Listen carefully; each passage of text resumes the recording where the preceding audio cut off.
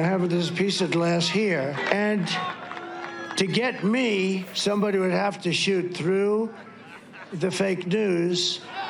She has Cardi B, who wasn't even going to vote 4 months ago, making a surprise appearance on Saturday Night Live. I came in today, I said, and you know, this is after 4 of these things. I mean, in all fairness, I mean, I'm a human being, right?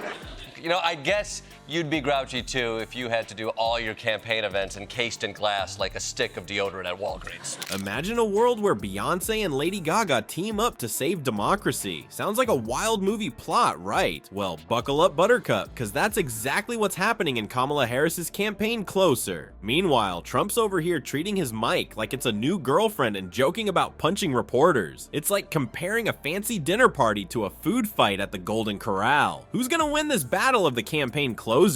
Harris is pulling out all the stops, folks. Her campaign events are starting to look like the Grammys' red carpet. We've got Beyoncé, Obama, and probably the ghost of Elvis at this point. What's next? The entire cast of Hamilton doing a special performance about voting rights. If you're nervous about who's going to win the election, don't worry, we're just gonna tell you. So, I came in today, I said, and you know, this is after 4 of these things. I mean, in all fairness, I mean, I'm a human being, right? for Kamala, it's a message of unity, hope, and check out who my friends are. Do you want to see me knock the hell out of people backstage? You're going to get a bunch of crooks and horrible people. Meanwhile, over in Trump land, it's just him, his ego, and a very confused microphone. Seriously, someone needs to tell him that's not how you're supposed to use a mic stand. It's like watching your drunk uncle at karaoke night, but somehow worse. But here's the million-dollar question: does all this star power actually translate to votes?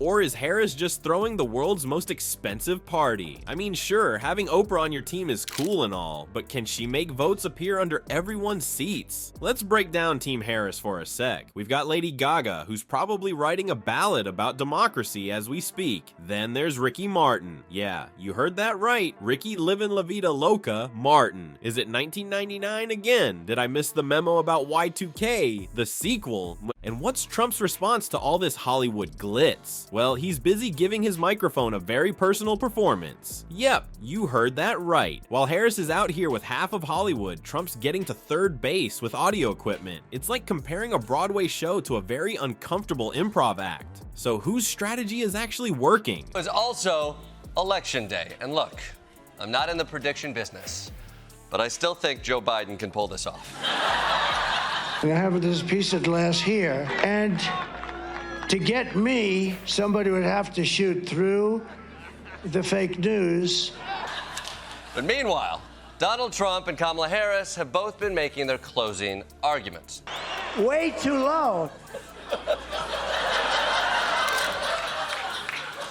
What are we doing here, people? Well, turns out Harris is aiming for unity while Trump's doubling down on division. It's like comparing a fancy dinner party to a food fight at the Golden Corral. On one side, you've got celebrities talking about hope and change. On the other, you've got Trump promising to be a dictator on day one, because nothing says democracy like threatening dictatorship, right? But wait, there's more. These candidates have more tricks up their sleeves than a magician at a kid's birthday party. And trust me, you're gonna want to stick around for what comes next. It's like watching a train wreck if the train was made of spray tan and broken promises. Remember when politics was boring? Yeah, me neither, but Trump's latest move might just make you nostalgic for the good old days of tax policy debates. Hold on to your dentures, because we're about to explore a campaign promise so wild it makes build the wall sound downright reasonable. Turns out Orange Turd has decided to wage war on, wait for it, fluoride. Yep, you heard that right. The stuff in your toothpaste that's been keeping cavities at bay for decades is now public enemy #1. A megawatt all-star lineup on the trail. You can see some of the scenes right there on your screen. Performances from musicians like Mumford & Sons and Gracie Abrams. She has Glorilla out here. He's just casually joking about reporters getting shot. She has Cardi B, who wasn't even going to vote 4 months ago, making a surprise appearance on Saturday Night Live. He's coming for every last Soul Cycle vote. What's next? A crusade against soap. maybe he'll declare war on vegetables. Oh wait, his diet already did that. But here's where it gets really wild. Grumpy Trumpy is suddenly promising to put RFK Jr. in charge of pretty much everything health related.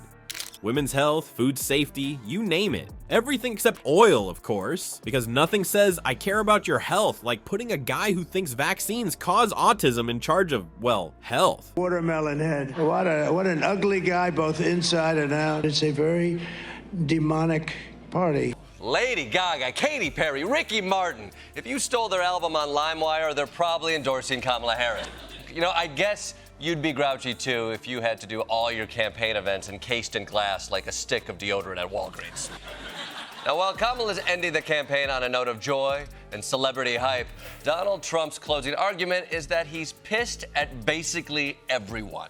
But wait a minute, wasn't RFK Jr. running against Trump like 5 minutes ago? I guess in politics, yesterday's enemy is today's, whatever the heck this is. It's like watching a soap opera, but with worse hair and more spray tan. And let's not forget some of Donnie Diaper's other greatest hits. Remember when he said he'd be a dictator on day one if re-elected? Because nothing screams democracy like threatening dictatorship, right? It's like he's playing villain bingo and trying to tick all the boxes. Meanwhile, over in Harris land, we're left scratching our heads. What exactly is she promising? Anyone? Bueller? It's like she's playing political hide and seek, but forgot to actually hide anything of substance. Maybe she's hoping we'll all be too distracted by Beyoncé to notice. When we compare their actual policy plans, it's like comparing a novel to a tweet. Spoiler alert, one of them actually has some. I'll let you guess which one. Hint, it's not the guy who thinks windmills cause cancer. But here's the kicker, Harris seems to want to be overshadowed.